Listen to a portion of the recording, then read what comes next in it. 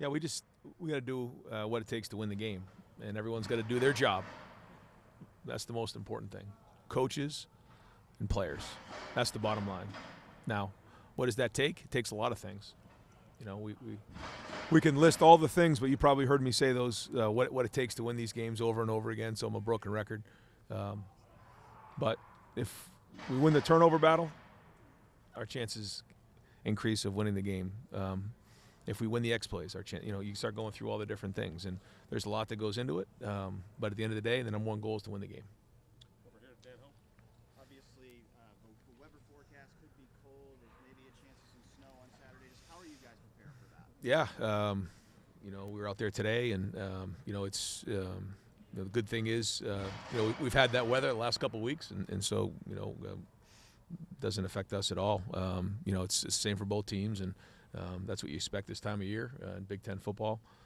Actually expected a little bit more weather here in November. No, this is a group of guys that has played in this type of weather before. That's just a distraction. The focus has to be on doing our job. Last year with the game that Jayden had and the opportunity that he has ahead of him, what have you seen from him that maybe makes you ready to put him on the field in a moment if you need him for a big kick? Yeah, no, he's somebody that we've counted on this season, and we're going to count on in this game to do his job. It's what we've seen in practice, and he is like everybody else, gets better with time, and now this is it. He's worked up to this point this season, and we had a good day today with field goals, even with a 20-something mile-an-hour wind, so that was good, positive. Guys believe in him and trust that he's going to go do his part. Right behind him, Stephen.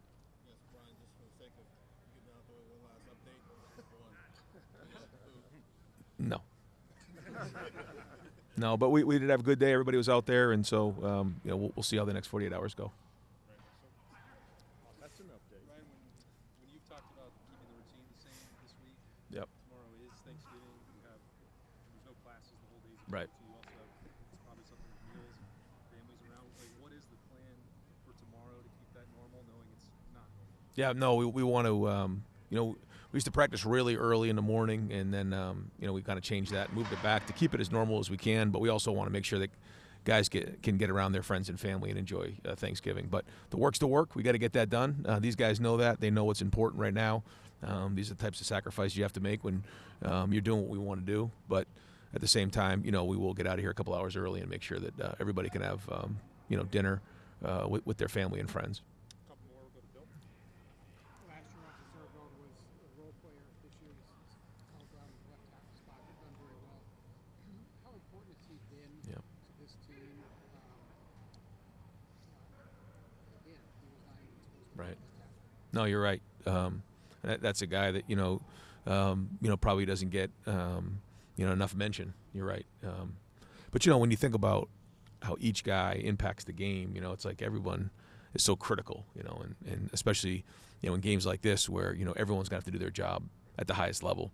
But he's somebody that's grown into this role in a big way, and he's got a big challenge on Saturday against some really good defensive ends. He knows that, but he's a leader for us, like you said. He's a guy that has played in big games before, and somebody that some of the younger guys look to, for leadership, and he's brought it. He's not somebody that has a huge voice in terms of like being vocal, but when he speaks, people listen, and he's somebody that has the respect of the locker room.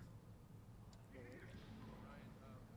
know it's easy for us to watch the press box or on TV and watch a play and say, well, that guy looks open, why didn't the ball go there? But there have been a couple plays the last 2 weeks where Brandon once and Max another time, just like kind of wide open down the field, the ball didn't go to them. On those kinds of plays, what's the conversation like with Julian about why the ball isn't going there? And what do you think his rapport is throwing deep to guys who aren't Jeremiah? Every play has a different story in terms of where your eyes go, where the progression goes. I know the two plays you're talking about. I won't get into all the details right now about exactly what happened on each of those, but yeah, there's typically a progression of where the read starts and then where it goes, and you usually have a progression in terms of 1, 2, 3, 4, or sometimes you have a movement key that leads you to where you want to go or where you need to go, and each play has its own story. I will say on one of them, you probably got off the first read a little bit too fast, but But there's also a timing element to it all. And I think that's when guys are running routes. They have to understand that spacing is critical against zone. But when you're running a route against man-to-man, you're running that route against a defensive line rush, and there's a timing of it all. And once you get to that third step and the hitch, the ball's probably coming down or going somewhere else. So, there's a little bit of that part of it too, in terms of when the ball needs to be thrown, in terms of the receivers being open when they need to be open. But then there's also times where, you maybe move on to your movement key a little bit faster for a lot of different reasons. But no, I think everyone's involved with it. And last one to Tim. Yeah, Ryan, no, real quick before I ask my real question, y'all are flying up and back. Is that This one doesn't count? It's not your real question? It's a fake question. yeah, I'll give you a fake answer. still an hour, a little bit of what's that about? What flying up? Flying up. Well, I just think keep a routine. Keep through. I mean, if we keep saying that this week has to be like the other weeks in terms of our preparation, we know on the field it means a lot different. But then we have to keep the routine. And so, all these little things that kind of add up over the week, and then you look at the week, you say, well, between Thanksgiving, between driving on the bus, between the band on Sunday, and then you start adding these things, and it's like, wait a minute, that wasn't a normal week.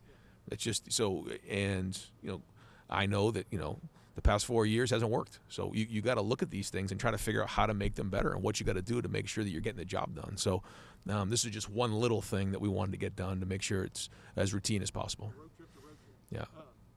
That wasn't a real question. Lincoln Keno's. What's your confidence factor in him now? He's played a lot more Yeah. over the last several weeks. And would you feel, I don't know, nervous at all to put him in that game on Saturday? Well, he's somebody who's very competitive. You can see the different things he can do when he's on the field. He brings a little bit of a different element to the game. And we'll see if there's a place for him to get in the game and how that would fit in. But when we put anybody in the game, we have confidence they can do their job because they've earned that trust in practice, and he's certainly done that and had a good few weeks of practice. And when he's had an opportunity to get in the game, he's shown what he can do.